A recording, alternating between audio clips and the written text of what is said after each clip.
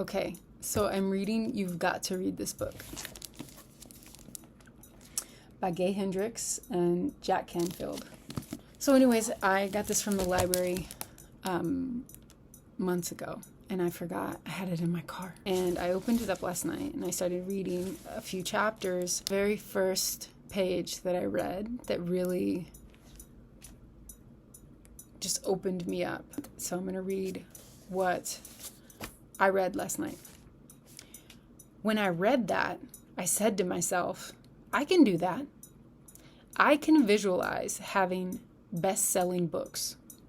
I can visualize being happily married and having great kids.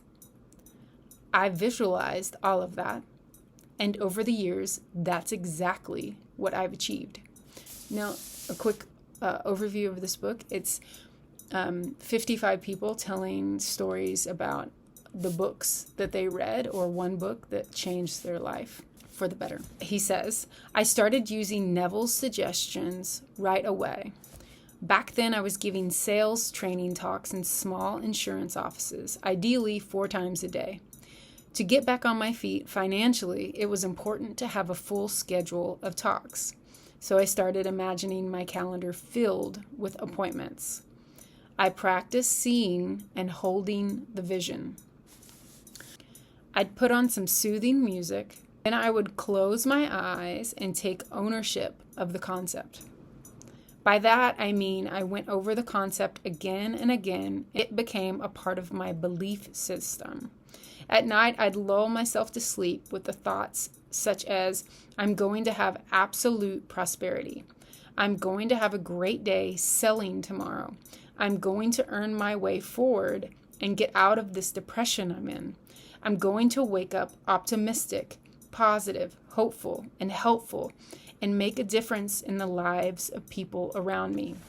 After a few days of doing this, I had the idea to print out a little postcard with my picture on it. I was giving sales training talks over the next 2 weeks.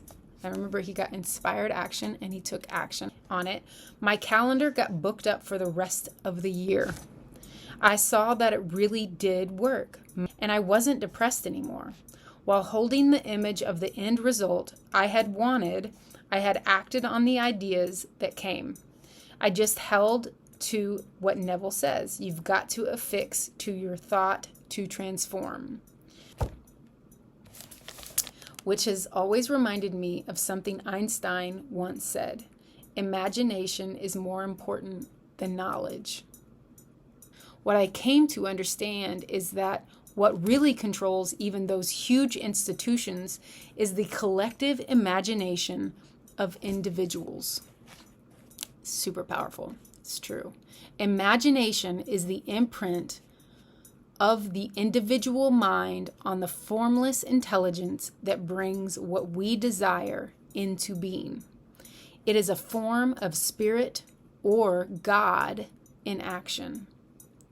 Neville writes that resurrection isn't just what happened to Jesus. It's the resurrection of Christ's consciousness within each and every one of us to enable us to manifest what we desire. It's about changing reality, changing every circumstance for the better. Having an idea permeate, penetrate, and fill the inner spaces of my mind, then go out into the universe and bring back the exact result that I keep sending it out after. I've proven again and again that it works. What I'm going to have, I imagine it, I fall asleep to it, I imagine it throughout the day, I take inspired action, and he's created all of the things that he's wanted in his life. In fact, I've had to increase my imagining ability to keep ahead of the achievements in my life. And I find that the bigger I think, the more effective the imagining becomes. Neville inspired me to find abundance in every part of my life and to keep that abundance flowing. For example, if you breathe in all that you can breathe in right now, that's abundance. That's why you've got to keep giving it away, so you can make room for more, because there's always more coming in to inundate you. This, out of abundance, they took abundance, and still abundance remained. Out of abundance, they took abundance, and still abundance remained. This idea of circulating one's good is the basis of tithing. And this, who wrote this, is Mark Victor Hansen. And he's the co-creator of Chicken Soup for the Soul. So he imagined what he wanted. I just helped someone with that the other day. She's a full-time masseuse, and she was a manager at a really swanky hotel downtown. And she said she wanted to manifest working for herself full-time, but she didn't know how she was going to do it. And I said, I'm going to hold the vision with you, seeing you working, having all the clients that you need to work full-time and more. You'll have a waiting list. Last week when I saw her again, she said, it happened. She said, you manifested this. And no, I didn't manifest it. She manifested it. Sometimes all you need is another person to help you believe. Two people come together in prayer, the energy is more powerful. I saw her, I imagined her having that life that she wanted, the career that she wanted. And it just so happened that one of her friends was moving to New York City and said, can I give you all of my clients because I'm moving? And she said, absolutely. She held the vision. I held the vision with her, and it was created. This happens all the time, but sometimes people hold the vision of negativity.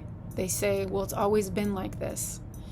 This is a reminder to hold the vision of the very outcome that you want. Hold it in your heart, in your imagination. Einstein says imagination is everything. And he's one of the geniuses of our time. So hold what you want in your imagination.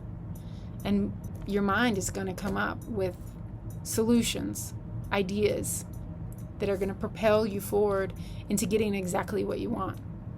You're going to say the right thing. You're going to move in the right way. Your frequency is going to be raised.